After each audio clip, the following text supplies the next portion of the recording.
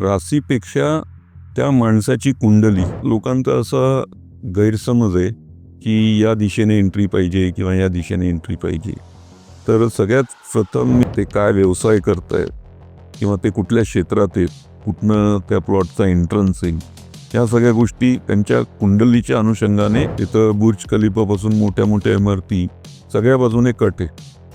म्हणजे त्यांचं ओरिएंटेशन कुठल्याही प्रकारच्या वास्तुशास्त्राप्रमाणे नाही आहे. पण आपल्या हेल्थला पण बरोबर नाही आहे, ते स्टॅबिलिटीला बरोबर नाही आहे. पेशंट त्यांच्या समोर बसणं, पेशंट पश्चिमेकडे बघेल, डॉक्टर बघताना पूर्वेकडे बघेल, तर त्यांचं. नमस्कार, मी वरुण भाटे. आपल्या सर्वांचं अनफिल्टर्ड चर्चा विथ वरुणच्या या 3rd एपिसोडमध्ये मनापासून स्वागत करतो. आपण खूप वेळेला म्हणतो की आपण जो विचार करतो त्याप्रमाणे आपल्या आयुष्यात गोष्टी घडतात. त्याचप्रमाणे जेव्हा तुम्ही घरामध्ये काहीतरी चुकीचं बोलता तेव्हा तुमचे आईवडील किंवा आजी आजोबा नक्की तुम्हाला हे सांगत असतील की अरे चांगलं बोल, कारण वास्तू तथास्तू म्हणतोय. तर ह्याच विषयावर आपण बोलणार आहोत, तो म्हणजे वास्तुशास्त्र. तर आपल्या आजच्या या पॉडकास्टमध्ये आपण वेगवेगळ्या विषयांवर डिस्कस करणार आहोत की वास्तुशास्त्र आणि व्यवसाय, वास्तुशास्त्र आणि नोकरी, वास्तुशास्त्र आणि आपले नातेसंबंध, या सगळ्यांचं एकमेकांशी काही कोरिलेशन आहे का, आणि असेल तर ते कशा पद्धतीने ॲफेक्ट होतं. सो ह्या पॉडकास्ट एपिसोडमधनं तुम्हाला वास्तुशास्त्राचे खूप काही वेगवेगळे कंगोरे जाणून घ्यायला मिळणार आहेत. तर सुरुवात करूया आपल्या ह्या नव्या कोऱ्या एपिसोडला.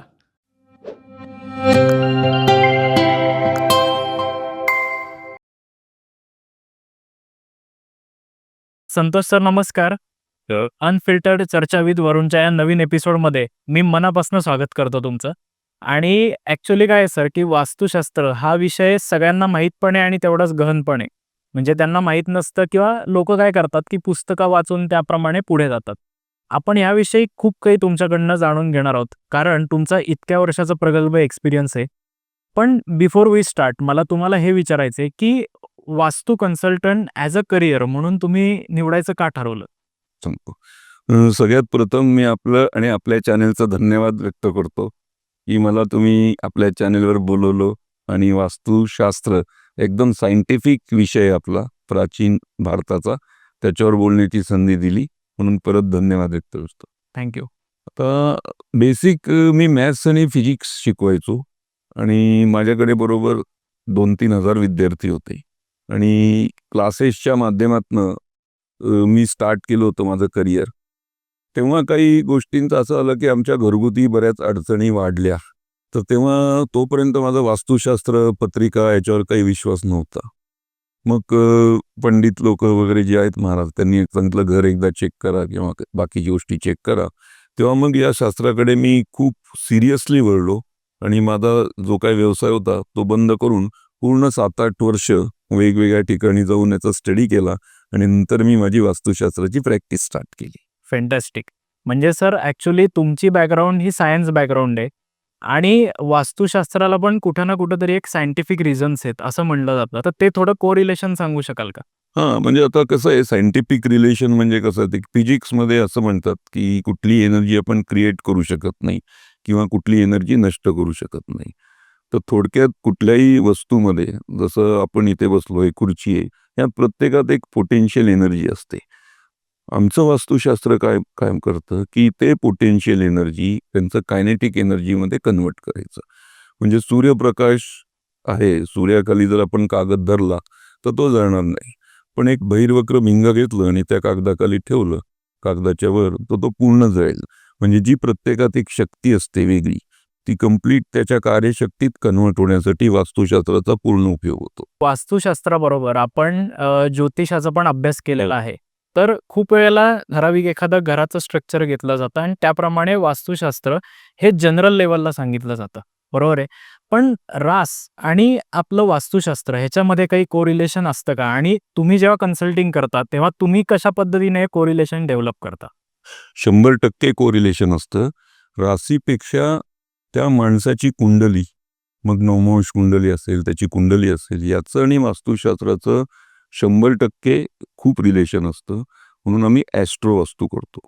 म्हणजे एक्झाम्पल म्हणून सांगतो की जनरल उत्तरेला प्रवेशद्वाराची एक बिल्डिंग आहे, 40-50 मजली बिल्डिंग आहे. तर जर वास्तुशास्त्राचे नियम फॉलो केले तर सगळ्यांना एकच रिझल्ट यायला पाहिजे, पण असं काही घडत नाही. म्हणजे 10व्या मजल्यावर वेगळे रिझल्ट येतात, 20व्या मजल्यावर वेगळे येतात. कोण खूप अडचणीत असतो, कोण खूप पेरिश असतो. तर ते त्याच्या प्रत्येक जातकाच्या कुंडलीप्रमाणे अवलंबून असतं, की ते प्रवेशद्वार किंवा तिथली असलेली रचना. कुंडलीत 12 घरं असतात. वेगवेगळे ग्रह वेगवेगळ्या घरात असतात. कुठल्या कार्यशक्तीचं म्हणजे 10वं घर असतं, त्याचं कार्याचं म्हणजे व्यापाराचं स्थान, त्याचं नोकरीचं स्थान. तिथे काही कुठले ग्रह असतात.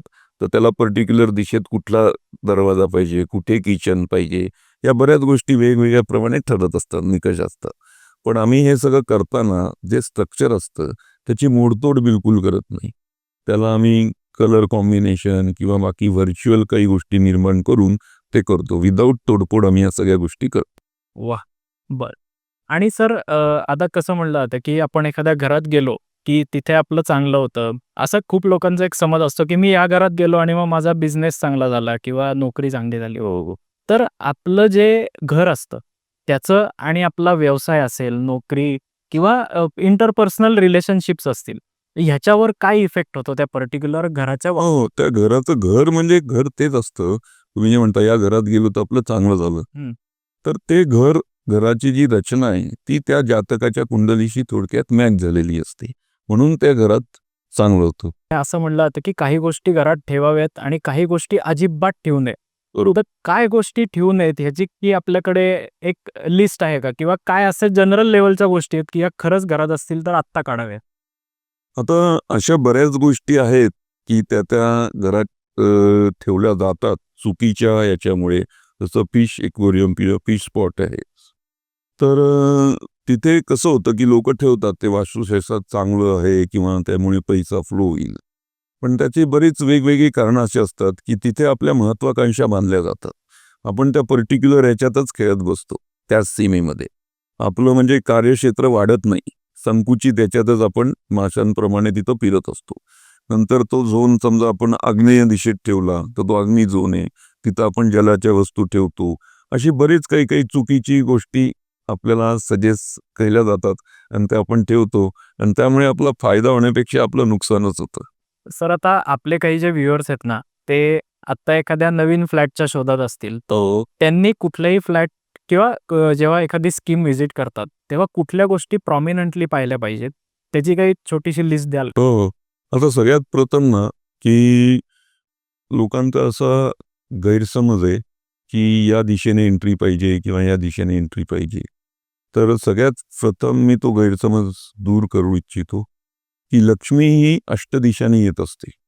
म्हणजे ही दिशा वाईट, ही दिशा चांगली असं काही नाहीये. तुमच्या कुंडलीत जी मॅच होणारी दिशा आहे, ती त्यांनी घेतली पाहिजे. म्हणजे व्यवस्थित. कोणाला साऊथ ईस्ट दिशा पण खूप आग्नेय दिशा, जी म्हणतात बिलकुल घेऊ नये. पण तिथे तर उलट श्रीमंतीचा राजमार्ग असतो काही काही लोकांच्या कुंडलीत. तिथे आल्यामुळे बरेच उद्योजक घडतात, बरेच पॉलिटिकल लोकं, मोठे ऑफिसर यांचंही घडतात. पण सगळ्यात महत्त्वाचं काय घेऊ नये ते बघायचं. तर त्यांच्या कुंडलीत 12 स्थानं असतात. तिथं 9व्या स्थानाचं हे आपल्या देवघराशी संबंध असतो. तिथे त्या वास्तूत जर वॉशरूम असेल, तर बाकी आपण काही चेंज करू शकतो व्हर्च्युअली. पण ते आपण चेंज नाही करू शकत. म्हणून 9व्या स्थानाचा विचार करून तिथे वॉशरूम असेल तर ते मात्र बिलकुल घेऊ नये. अच्छा. पण मग सर वॉशरूमचं ॲक्चुअल पोझिशन काय असावी as per Vastushastra? As per Vastushastra वॉशरूमची position south of south west म्हणजे तिथे विसर्जन झोन असतो. नंतर नॉर्थ वेस्टच्या शेजारी पण चालतं वास्तुशास्त्र. म्हणजे वेस्ट ऑफ नॉर्थ वेस्ट म्हणतो तिथं कोपभवन वगैरे असतं. अशा 2-3 ठिकाणी वास्तुशास्त्र चालू शकतं. आता आपण सर सगळ्या ज्या गोष्टी बोललो ना, त्या मेनली फ्लॅट धारक किंवा जे फ्लॅट बघताय, हो. या पॉइंट ऑफ व्ह्यूने बोललो. पण खूप अशी लोकं असतात, की जी लँडमध्ये इन्व्हेस्ट करतात. ॲज अ इन्व्हेस्टमेंट असेल काही. आणि माझ्याच डोळ्यासमोर अशी खूप एक्झाम्पल आहेत, की एखाद्या माणसाने एखादी लँड घेतली आणि तो भरभराटीला गेला आणि एखादा माणूस लॉसमध्ये गेला. तर ह्याच्यामध्ये वास्तुशास्त्राचं काही कॉन्ट्रिब्युशन किंवा त्यांनी काही गोष्टी पाहिल्या पाहिजेत बिफोर टेकिंग द लँड. तर त्या काय आहेत एक्झॅक्ट? 100% त्यांनी बघितलं पाहिजे. प्लॉटचं वास्तुशास्त्र हे खूप महत्त्वाचं असतं. सगळ्यात फर्स्ट त्यांनी आकार बघितला पाहिजे, की तो जर आयताकार आकार असेल, तर खूप चांगला असतो. आणि पूर्व-पश्चिम लांबी जास्त आहे का दक्षिणोत्तर लांबी जास्त आहे? ते काय व्यवसाय करतायत किंवा ते कुठल्या क्षेत्रात आहेत? कुठनं त्या प्लॉटचा एंट्रन्स येईल, या सगळ्या गोष्टी त्यांच्या कुंडलीच्या अनुषंगाने बघितल्या पाहिजे. आणि अजून एक गोष्ट महत्त्वाची बघितली पाहिजे की साऊथ दिशा ही उतारा, म्हणजे साऊथ दिशेच्या नंतर उतार नको आहे त्यांना, आणि एक नैऋत्य कॉर्नर हा नेहमी उंचावर असावा. नंतर जी ईशान्य दिशा असते ती पण खोल असावी, थोडी जनरल प्लॉटच्या खाली असावी, कारण की तिथे वास्तुपुरुषाचं डोकं पण असतं. तर तिथे कुठलंही वजन किंवा तिथे काही गोष्टी घडलेल्या असतील, म्हणजे एखादं जर बांधकाम असेल तिथं, तर तो शक्यतो त्यांनी टाळावा. आणि सर आता जसं तुम्ही आता इंडस्ट्री मेन्शन केली, तसं आता भारतामध्ये मॅन्युफॅक्चरिंग हा मोठा सेक्टर आत्ता आहे. त्याचप्रमाणे आय-टी पण आहे. आय-टी रिलेटेड मी तुम्हाला सेकंड क्वेश्चन विचारेनच. पण जेव्हा आपण मॅन्युफॅक्चरिंगचा विचार करतो, तेव्हा आपण जे मॅन्युफॅक्चरिंग युनिट उभारतोय, त्याचं काही पर्टिक्युलर वेनी त्याचा विचार केला पाहिजे का? स्ट्रक्चर बनवलं पाहिजे का? 100% बनवलं पाहिजे, कारण की मॅन्युफॅक्चरिंग इंडस्ट्री ही वेगवेगळ्या पद्धतीची असते. म्हणजे केमिकल इंडस्ट्री असेल, बाकी कुठली आपली शेती असेल, ती पण एक मॅन्युफॅक्चरिंग इंडस्ट्रीच आहे. कापड इंडस्ट्री असेल, तर त्या प्रत्येकाच्या इंडस्ट्रीच्या एक पर्टिक्युलर, ज्या वास्तूमध्ये 45 देवता असतात, त्या 32 देवता या आउटर लेनमध्ये असतात, त्याला पिशाच योनी म्हणतात. त्या देवतांशी त्या पर्टिक्युलर इंडस्ट्रीचा खूप जास्त संबंध आहे. त्यामुळे तो पर्टिक्युलर देवता तिथे पॉवरफुल करणं किंवा पर्टिक्युलर ठिकाणी एंट्रन्स घेणं हे खूप महत्त्वाचं असतं. उदाहरणार्थ, तुम्ही एखादं म्हणजे डायमंड बनवण्याचं फॅक्टरी घेतली, डायमंड एक्सपोर्ट, आणि तिथे चुकून तुम्ही साऊथ ऑफ साऊथ वेस्ट इथे जर एंट्रन्स चुकून आला, तर तो अतिशय दुर्दैवी ठरतो. पण हेच तुम्ही एखादी वेस्टेजपासून प्रॉडक्ट बनवायचं आहे, कुठल्याही भंगार मालापासून प्रॉडक्ट बनवायचं आहे, तिथे जर तुम्ही साऊथ ऑफ साऊथ वेस्ट, म्हणजे विसर्जन त्याला म्हणतो, तिथनं एंट्रन्स घेतला, तर ती फॅक्टरी खूप प्रगती करते. म्हणजे प्रत्येक एलिमेंटनुसार, प्रत्येक घटकानुसार त्यांचं वास्तूचं स्ट्रक्चर हे वेगवेगळं ठरतं. ओके. आता जसं तुम्हाला आधी म्हटलं, तसं आय-टी हा प्रचंड महत्त्वाचा सेक्टर आहे आता भारतामध्ये. तर मग आय-टी कंपन्यांचं जेव्हा स्ट्रक्चर बनवलं जातं, तेव्हा आपण काय विचार केला पाहिजे? सगळ्यात प्रमुख दिशा ही वायव्य आहे. की वायव्य दिशेला तुमचा प्रवेशद्वार असेल किंवा सिटिंग अरेंजमेंट असेल, किंवा त्या ठिकाणी बघून तुम्ही बाकी सगळी लोक तुमच्या याच्यातले आय-टी युनिटमधली जर काम करत असेल, तर तुम्हाला खूप चांगली प्रोग्रेस मिळू शकते. याच्याच बरोबर सध्या सोशल मीडिया हे पण भयंकर चालणारं क्षेत्र आहे आणि बरोबर. ट्रेंडिंग क्षेत्र आहे. त्यात पण बरीच लोक त्यात करिअर करू इच्छितात. त्यासाठी पण त्यांनी पूर्व दिशेचा खूप व्यवस्थित यूज करून घेतलं पाहिजे. पूर्व दिशा ही लोकांची संपर्काची दिशा आहे. तर पूर्व आणि वायव्य या दिशा यासाठी खूप महत्त्वाच्या आहे. माझी कंपनी ही मार्केटिंगमध्ये आहे. सो आम्ही कलर्सला खूप इम्पॉर्टन्स देतो. जेव्हा आम्ही एखादा लोगो बनवतो, तेव्हा त्या लोगोचा किंवा त्या क्लायंटचा सिग्निफिकन्स काय आहे? जसं तुम्ही म्हणालात, की तो कुठल्या फील्डमध्ये काम करतोय, हे आम्ही बघतो आणि त्याप्रमाणे त्याचा कलर सिलेक्ट केला जातो, की फॉर एक्झाम्पल आपण रिलायन्स पाहिलं, तर ब्लू कलर वापरतायत. शेल पाहिलं तर रेड कलर वापरतायत. कारण ते अर्जन्सी आणि डिलिव्हरी हे त्यातनं डिनोट करतात. तर अशी कलर थेरी आपल्या वास्तुशास्त्रामध्ये पण आहे का? आणि त्याचे काय म्हणजे कुठला कलर कुठे द्यावा असं काही पण कोरिलेशन आहे का त्याचं?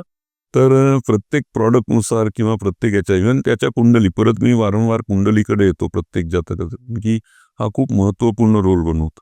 त्या व्यक्तीची पर्टिक्युलर एक दशा असते, दशा महादशा या कुंडलीत असतात, आणि त्या ग्रहांचे काही कलर्स ठरलेले असतात. त्या कलर थेरपीवर आपण जर विचार केला, इव्हन त्यांच्या वेबसाईटचे कलर, तुम्ही लोगो बनवताना त्या कलरचा यूज केला, तर त्यांना खूप चांगलं यश मिळतं. तर आर्थिक स्थिती आणि वास्तुशास्त्र म्हणजे मोस्ट ऑफ द टाईम मी जे लोकांना रीड करताना पाहिलंय वास्तुशास्त्र, ते केव्हा होतं, की जेव्हा एखादा फायनान्शियल प्रॉब्लेम येतो किंवा तशा रिलेटेड. तर आर्थिक स्थिती आणि वास्तुशास्त्र ह्याच्यामध्ये एक्झॅक्ट काय कोरिलेशन? बऱ्याच इंडस्ट्री किंवा बरीच लोक अशी खूप फ्लेरिश याच्यावर जातात. म्हणजे त्यांनी बरेच 2,000 कोटी 5,000 कोटी कमवलेले असतात एखादा इंडस्ट्री, आणि सडनली त्यांचा डाऊनफॉल सुरू होतो. हा डाऊनफॉल का सुरू होतो, तर त्यांनी वास्तुशास्त्रात काही गोष्टी चुकीच्या ऐनवेळी केला. जसं तुम्ही म्हणला, मध्ये घर बदललं, फॅक्टरीत एखाद्या ठिकाणी खड्डा केला, तिथं पाणी भरलं, अशा बऱ्याच गोष्टी त्याला घडू शकतात. म्हणजे एकदा हाईटवर गेलेला माणूस परत त्याचा डाऊनफॉल सुरू होऊ शकतो. तर या सगळ्या, म्हणजे त्याच्याकडे समजा विद्वत्ताच नसली असती, तर तो काय एवढा मोठा झाला नसता. पण ते होऊन सुद्धा जेव्हा डाऊनफॉल सुरू होतो, तेव्हा वास्तुशास्त्र खूप महत्त्वाचा रोल इम्पॉर्टंट आहे. ओके.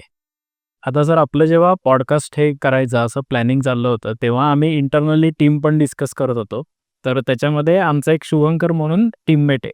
त्याचं रिअल इस्टेटमध्ये ऑलरेडी एक्सपिरियन्स आहे. He used to be in sales department for one of the developer. Okay. So त्याच्या बोलण्यातनं मी असं ऐकलं, की खूप वेळेला जेव्हा लोकं यायची ना, तेव्हा तो फ्लॅट आवडायचा.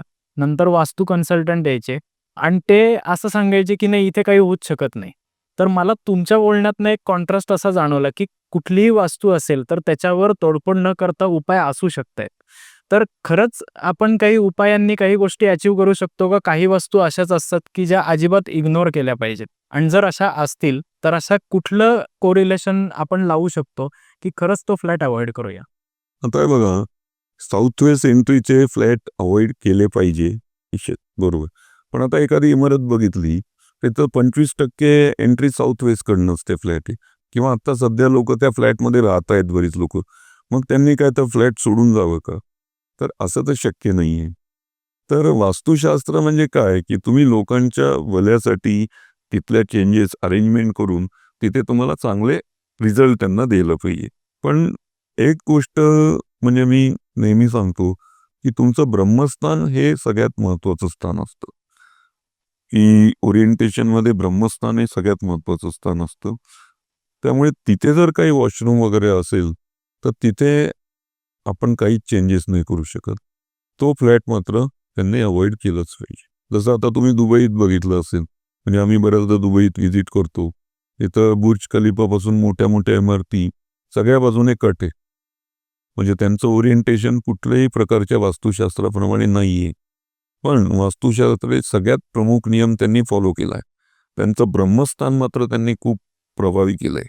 हिंदू धर्माचं सगळ्यात मोठी देणगी आहे वास्तुशास्त्र आणि ती सगळ्या धर्मांमध्ये ॲप्लिकेबल होते. आपण पुरातन काळात पण बघितलं तर आपल्या हिंदू धर्मात देवस्थानचं सगळ्यात प्रमुख स्थान हे पश्चिमेकडे सांगितलेलं आहे. इथं वरुण देवतेचं स्थान आहे. तिथंच आपलं तिरुपती बालाजीचं देऊळ आहे, पद्मनाभन मंदिर आहे. बरीच मोठी मोठी देवस्थानं तिथे आहे, की तिथे बरेच भाविक जातात.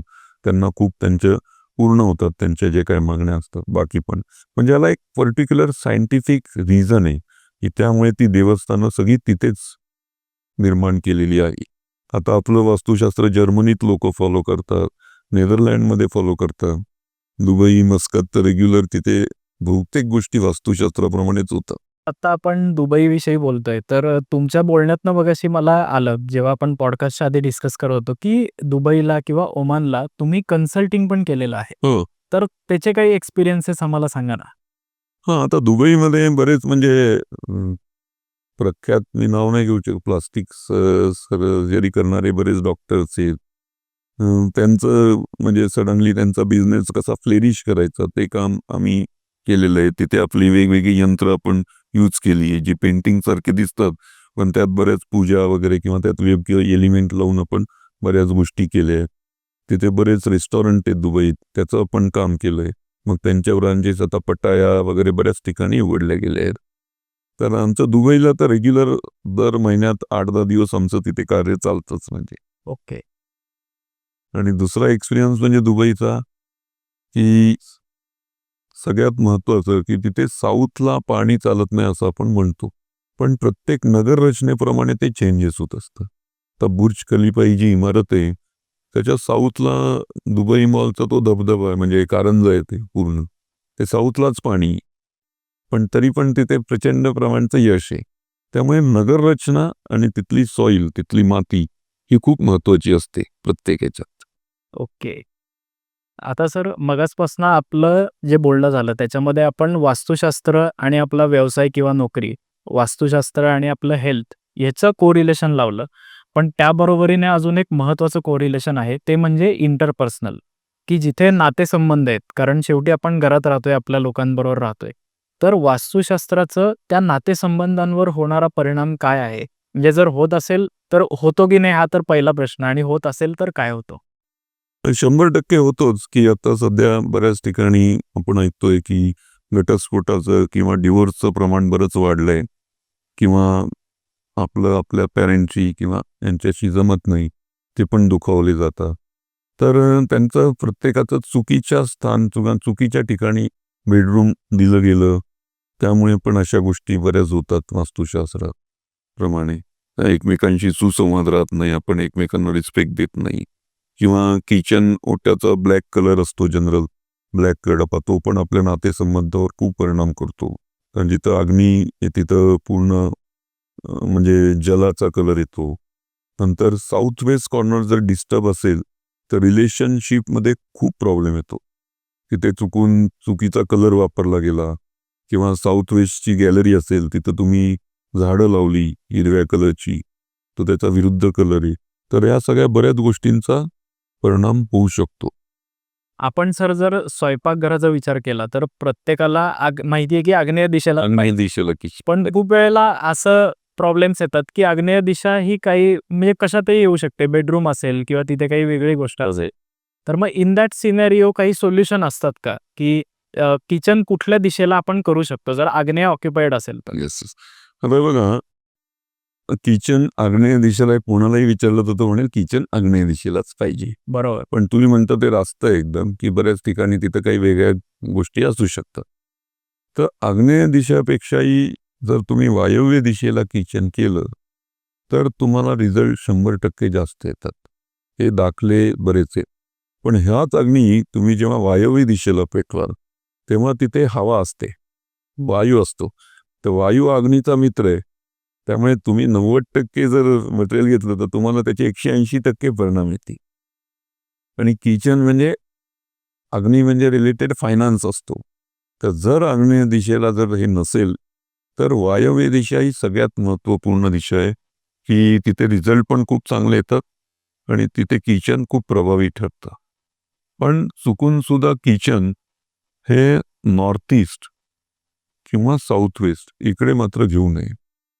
कारण की साऊथ वेस्टला जर किचन घेतलं तर तिथे रिलेशन स्पॉईल होण्याची शक्यता आहे. आपल्या हेल्थला पण बरोबर नाही आहे, ते स्टॅबिलिटीला बरोबर नाही आहे. आणि आग्नेय दिशा इथं ईशान्य दिशेला किचन पण आपल्यावर गंभीर परिणाम निर्माण करू शकतं. ओके. सर आता जसं तुम्ही आग्नेयचं किचनचं एक्झाम्पल दिलं तसं मी ऐकलंय की काही ठिकाणी आता बंगले असतात. सो किचनच्या वरती एक खोली असते.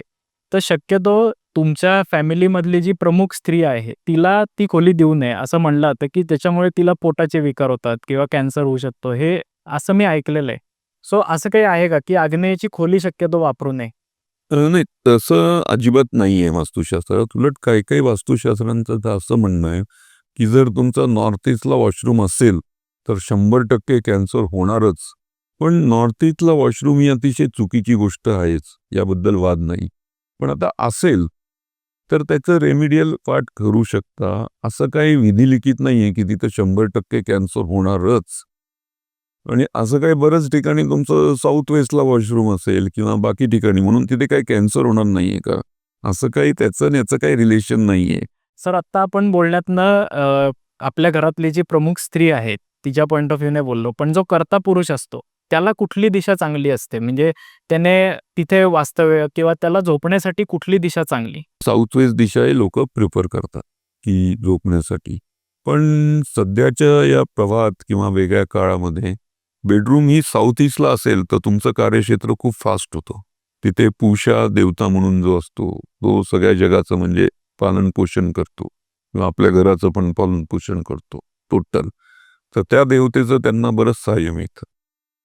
त्यामुळे साऊथ ईस्टकडे जर मेन माणसाने झोपलं तर अतिशय चांगलं राहील. आता सर झोपेचं कोरिलेशन आलंय तर मला ते रिकॉल झालं की खूप वेळेला असं म्हणलं जातं की उत्तर दक्षिण अजिबात झोपू नये किंवा त्या दक्षिण ही दिशा ॲक्च्युअली वाईटच मानली जाते झोपण्याच्या पॉईंट ऑफ व्ह्यूने. तर झोपण्याचा असं काही पर्टिक्युलर दिशा असं नाही, उलट काय दक्षिणेकडे तर डोकं ठेवायलाच पाहिजे. कारण की पृथ्वीचा ॲक्सिस जो आहे नॉर्थ साऊथ पोल, त्याचं दक्षिण त्या हिशोबाने तुम्ही दक्षिणेकडेच डोकं ठेवायला पाहिजे झोपताना. ती सगळ्यात फर्स्ट. दक्षिणेकडे डोकं ठेवायचं, उत्तरेकडे पाय. ते नाही जमलं तर पूर्वेकडे डोकं आणि पश्चिमेकडे पाय. सर आत्ता आपण बिझनेस किंवा नोकरी ह्या पॉईंट ऑफ व्ह्यूने बोललो. पण प्रोफेशनल्स पण भरपूर असतात. त्याच्यामध्ये वकील आले, डॉक्टर आले, CA आले.